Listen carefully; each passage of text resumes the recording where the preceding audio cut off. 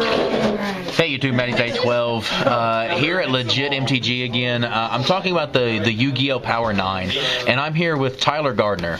Tyler Gardner's been playing for a while. Over 10 years, yeah. Over 10 years. He stepped away from the competitive part of YuGiOh. Around Teledad. Mm-hmm. And you've been playing like just cube drafting and stuff. You've been writing articles for the site. So you've got some credentials to your name. What are they?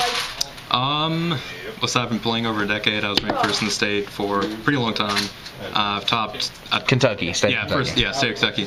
I've topped a bunch of different events. I think I topped the Shonen Jump with Demise OTK when it first came out. I don't know if that's a really credential, but our team put it together as soon as the card was released, so I would think that's a credential. Other than that, I've just always been a consistently good player. So I cube draft, and not a lot of people do that. So, yes, the cube drafting actually becomes pretty important when you're talking about a Power 9. Yeah, it is. Because it's pretty relevant. Yeah, you're using the older cards to build this cube, and some of these cards actually makes the cut in the cube also. Yep. Oh yeah, for sure. So, Power 9, does it exist in YuGiOh? I think it does. Yeah. I mean, in any card game, you're gonna have a top, like, what are the best cards of any format, or like in a vacuum, or just as far as like them being an enabler or what they can do for a deck. Yeah, I think you have a Power 9. Okay. So let's get into this. Let's look at this. Let's see what your list is. You want to go through some of these? Yeah, sure. Rank number 1, Pot of Greed, best card in the game. Draw 2 cards, no cost. It requires no interaction from your opponent, so really there's no downside to the card aside from decking yourself out.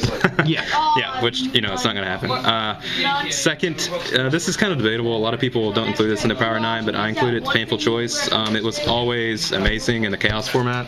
Any other format, like if you played, I think it was Exchange of the Spirit, which of course that'd be traditional. It would be amazing in Dragon Rulers. Pretty much any deck that wants to manipulate the graveyard, especially if you play Cube, you really start to see how good this card is.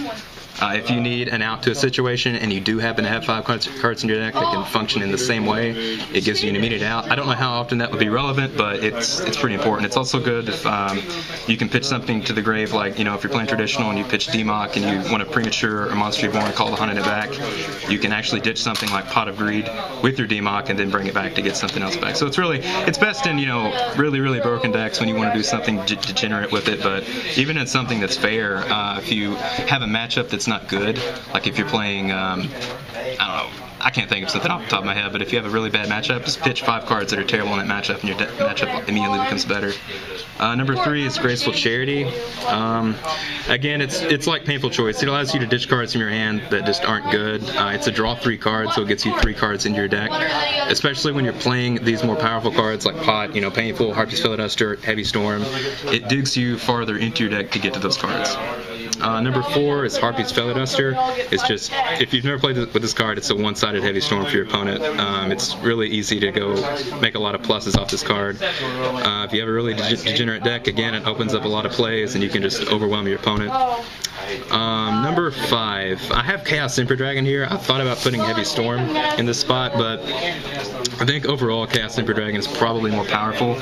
Especially if you get in a swing for 3,000, you can probably just burn them out. If you have a total of 10 cards, I think it burns them for 300 per card. Yeah. So that'd be 6,000 damage. So yeah, it has the potential to just close out the game. And if you have a deck that's like, if you're playing traditional like Chaos and you have Sinister Serpent and you reset the game, essentially you start off better because you have Serpent. If you don't have it, then technically your opponent will have a +1 on you at all times because they're going to get to draw and you won't have anything. But generally, it's a really strong card. Number 6 would be Heavy Storm.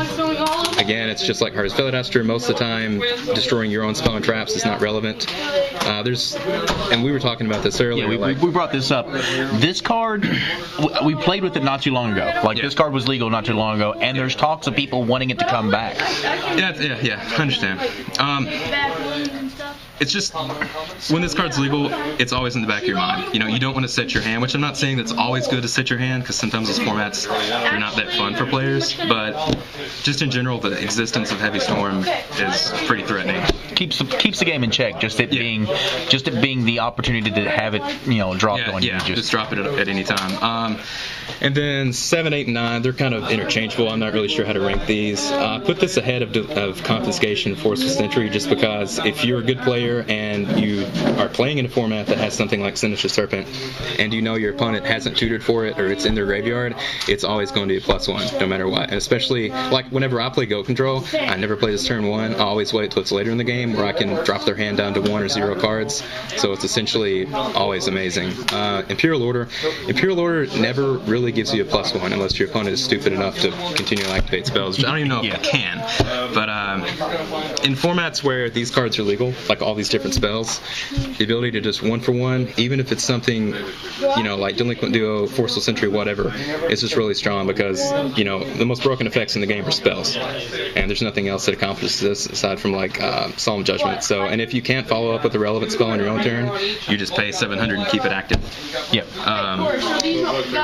Yatagarasu, it's really difficult to get him in a position where he wins you the game because a lot of things have to go right. But I included him just for the effect because it's immediate +1 upon attack, and if your opponent can't deal with it, which oftentimes they can't, it just wins the game on spot. Alright, so we actually put together 9. Yeah. But you said like these 4 are interchangeable, or do they just... do they make the cut entirely? Are they power cards? Well, I mean, looking at things like Confiscation, Force of Sentry, I think Delinquent Duo is better than those, so I'll just go ahead and get those out of here. Yeah, like what else do you have in your hand there? Is there anything else that you have in your hand that would be...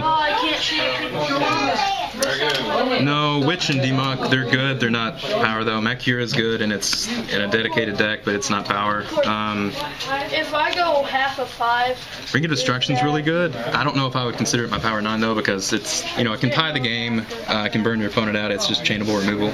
It's really, really strong. Last Rule doesn't belong. Mirage of Nightmare doesn't belong. It's not any good without Mystical Space Typhoon, or unless you're playing Dark World. Yeah. Snatch Still, Change of Heart, not good enough. MSTs was usually played in 3s, and Change of Heart just doesn't do enough on its own. Monster Reborn, it's a really good card. I wouldn't put it in my power, though. 6 cents. This was legal last format, right? Yes. Yeah.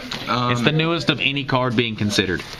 You could compare it to Painful Choice, but it's really not the same because you could mill relevant cards, whereas, cards, well, I should say cards that you want to draw, whereas the Painful Choice, it's like tutoring for 5 different cards. So I don't believe 6 cents makes it. It makes it in a deck that can do the same thing as Painful Choice, but I think you have the capability of rolling like a 1, 2, or 3, and I don't believe that's good enough for the card to play in its power.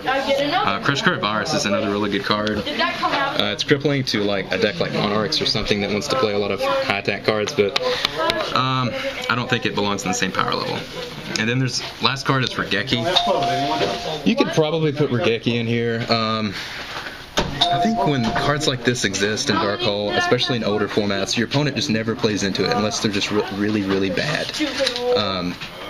Things like Sanguine, Witch, they may set their Serpent to maybe make you think it's a Magician of Faith or different things like that, but I don't know. I just don't think it's good enough. You've mentioned Sinister Serpent quite a bit. Yeah. Why hasn't Sinister Serpent ever been brought up in this discussion? Well, for one, I didn't think of him because he's not in this little pile of cards here, or Sanguine, but he's really good.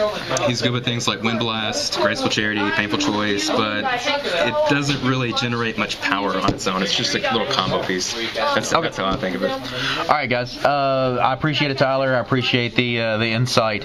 Again, guys, we are not doing this to set a Power 9. It's really, really hard to do that. I think the only thing we can agree on is that this is the best card in the game. Fair enough. Yeah. This is not to end the conversation. This is to start the conversation. I appreciate it, guys. Subscribe, comment down below, show us how much you love us.